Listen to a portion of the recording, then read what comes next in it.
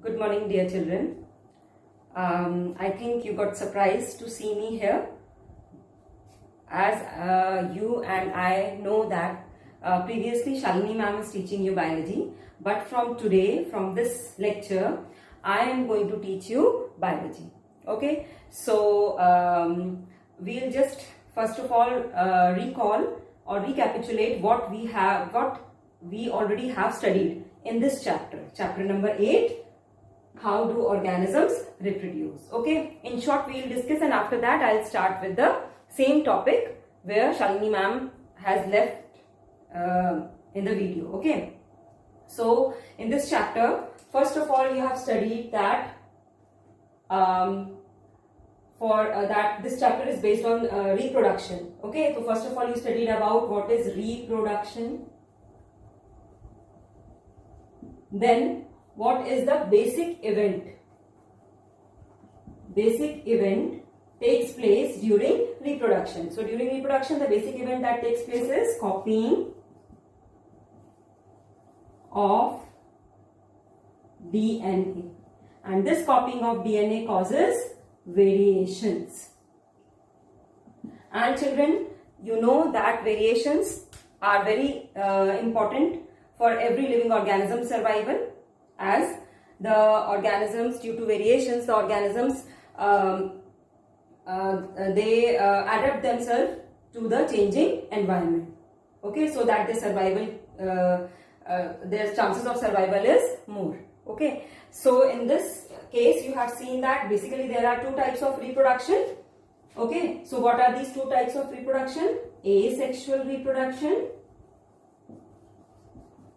and sexual reproduction. In asexual reproduction, only one parent is involved, and that is why, due to the involvement of only one parent, less variations are there. Okay, whereas in the sexual reproduction, two parents are involved. One is male and another is female. You know very well that sign for male is this and sign for female is this. One is male and another is female, and due to the involvement of two different parents from two different places, a different genetic makeup, what happened? There are more variations. Okay, there are more variations. Now after that, you have studied about the various types of asexual reproduction. In various types of asexual reproduction, you have studied about the binary, fission, after that budding, then you have studied about fragmentation, then regeneration, after that spore formation which takes place in fungi and in the pteridophytes. After that you studied about the tissue culture. It is also called as micropropagation. Okay, it is a very new type of technique in which same type of plants can be produced from a small part of the plant, that is a tissue taken from the plant. That is why it is called as a tissue culture. It is a very good technique, and we can get the same type of plants which have the same type of genetic makeup. So generally we choose the healthier plants or the desirable quality plants. After that, in the same, you have studied about the vegetative propagation.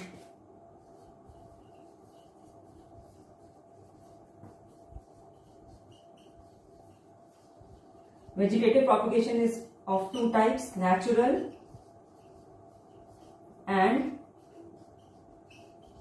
artificial.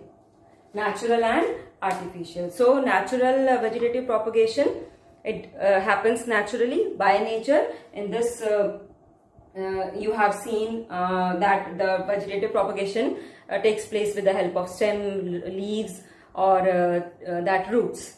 Okay, now the examples are potato tuber, onion bulb, then rhizome of ginger. After that, roots we will take carrot, radish, then turnip or sweet potato. All these are the examples of root. If we talk about the leaf, then begonia leaf and bryophyllum leaf, they reproduce vegetatively with the help of the leaves.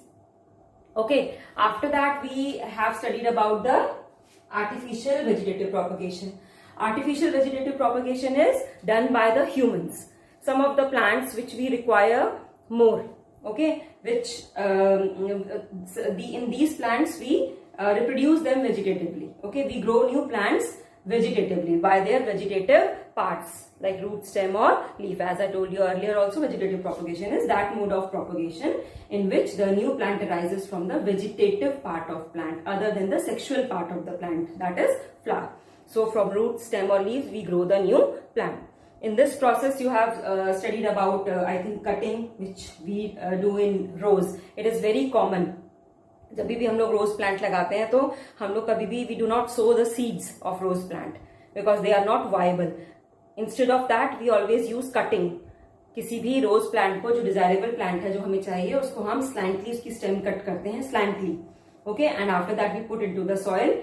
और कुछ दिनों बाद वो क्या हो जाता है, उसमें रूट्स निकल आती हैं, एंकर कर लेता है, and after that it grows. Likewise another process is layering. ठीक है, लेयरिंग में क्या किया जाता है, the plant, for example in jasmine we do layering. Jasmine plant it is a flowering plant. तो जैस्मिन प्लांट की जो स्टेम होती है, it comes down towards the ground. तो जब ये ग्राउंड की तरफ आती है, एक स्टेम को वी बरी small part of that stem into the soil.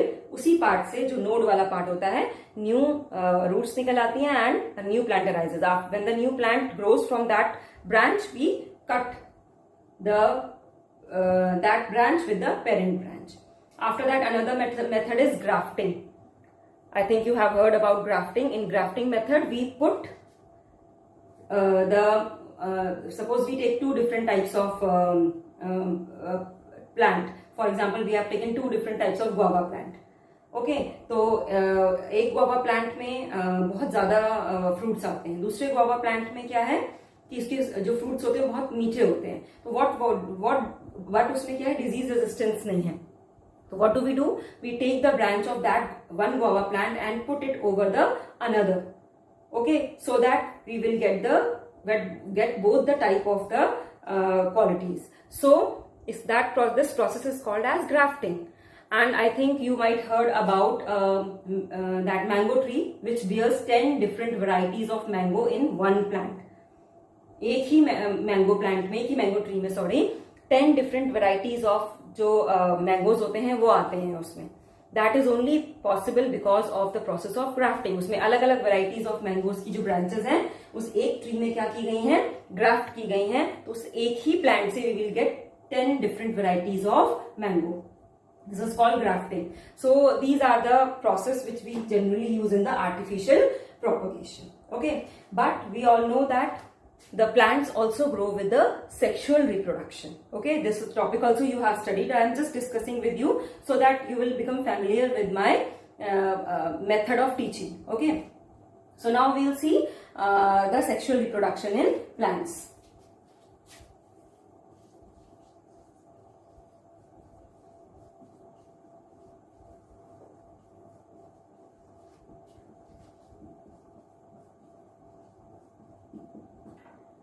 Children, we know that plants also sexually reproduce. Okay, so how does the plant sexually reproduce? What is the organ which helps in sexual reproduction in plants? That organ is, which is present in flower plant for sexual reproduction, is flower. Okay, that organ is flower. So the flowers help in the sexual reproduction. So first of all, we'll see that how sexual reproduction takes place in the plants with the help of flower. Okay, before that we'll see that basically the flowers are of two types. This already you have studied. Flowers are of two types. They can be unisexual and bisexual. To understand what is unisexual and what is bisexual, first of all, we should have to study the structure of a flower. Okay, so let us now see what is the structure of flower. Although I know that you already have studied the structure of flower, but again, before starting the next topic, I wanted to tell you. So here I am going to make the structure of flower.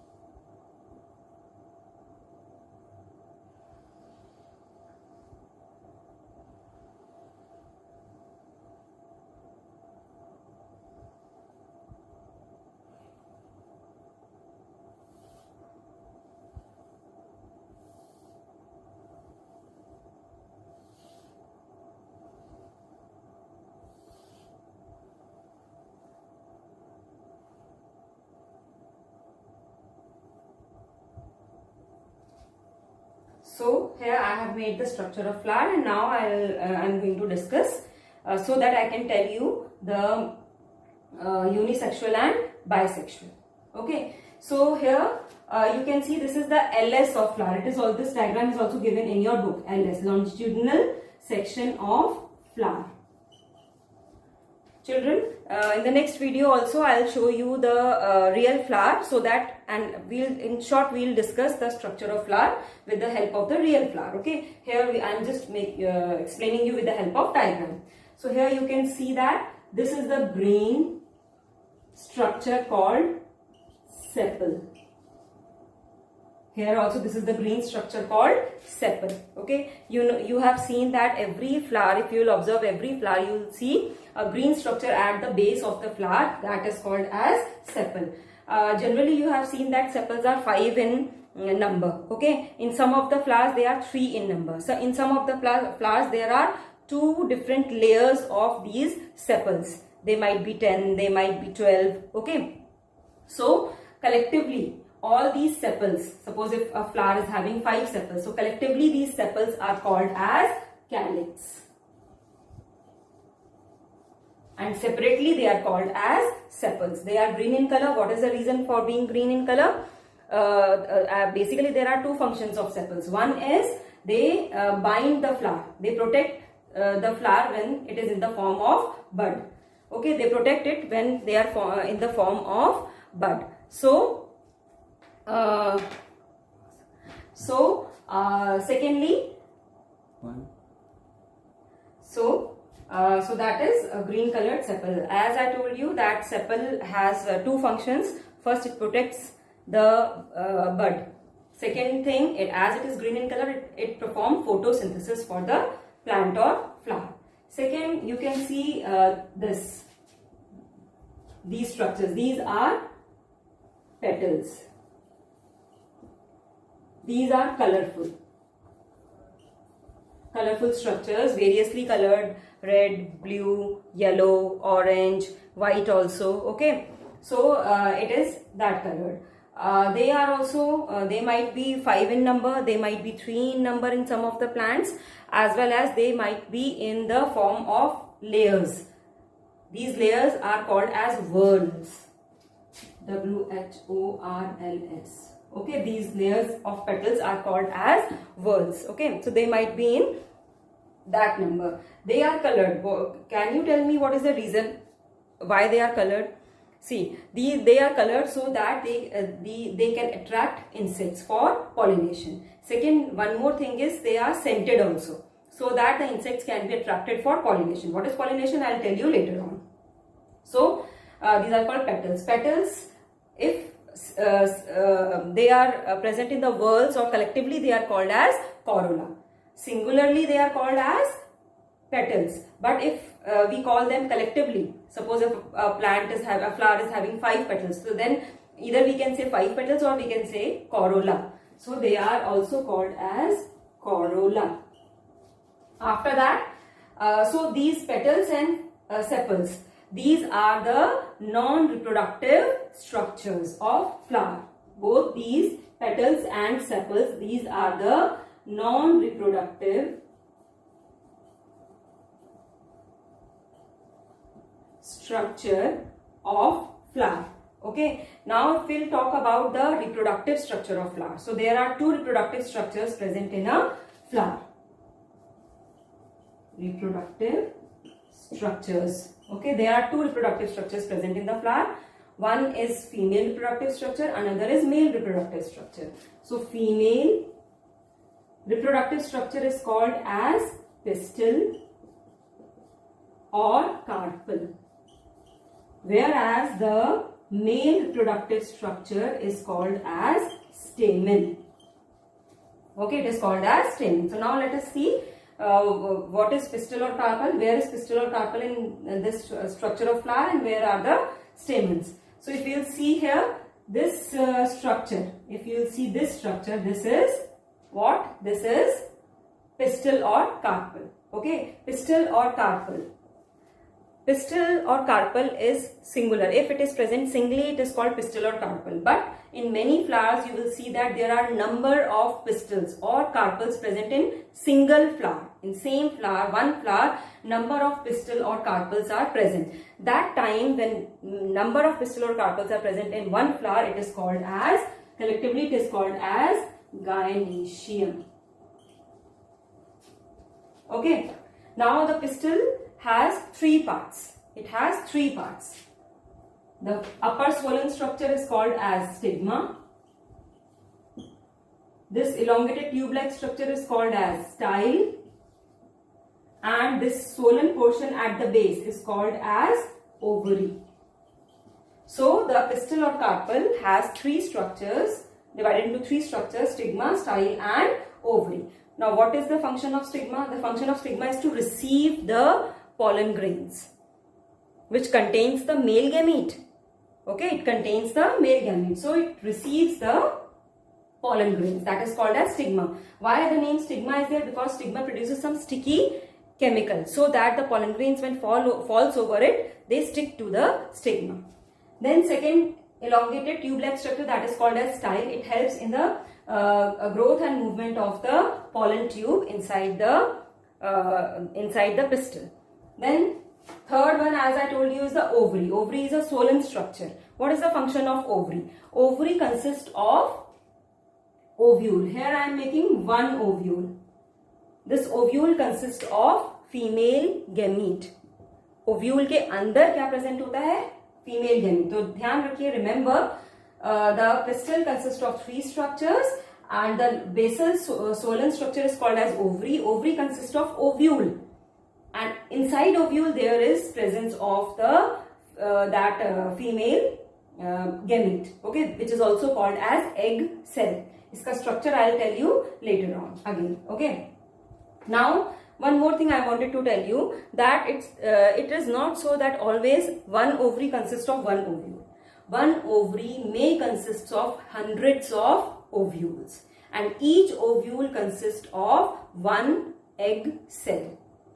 Okay, so remember, each ovule consists of one egg cell and one ovary may consist of hundreds of ovules. Okay, so I'll tell you what is the significance and what happens when number of ovules are present in the single ovary. Now let us see the male reproductive structure, which is called as stamen. Okay, stamen consists of two parts. One is anther, swollen part, and elongated structure is called as filament. As already ma'am has told you that anther is a bilobed structure. It has two lobes. Okay, it is a bilobed structure. This is its filament, this is the anther. And in these bilobed structures, sacs, 4 sacs are present, 2 in each lobe. And in these sacs, what are present? Powdery white or yellowish substance is present. Powdery white or yellowish. It might be white, it might be yellowish powdery substance. अगर आप इसको यहाँ touch करेंगे, आपके हाथ में yellowish या whitish powdery substance आ जाएगा. These structures are called as pollen grains. One more thing, children. These the number of stamens might be 5, 6, more than 6, 7, 8. These number of stamens are called as together, they are called as androecium.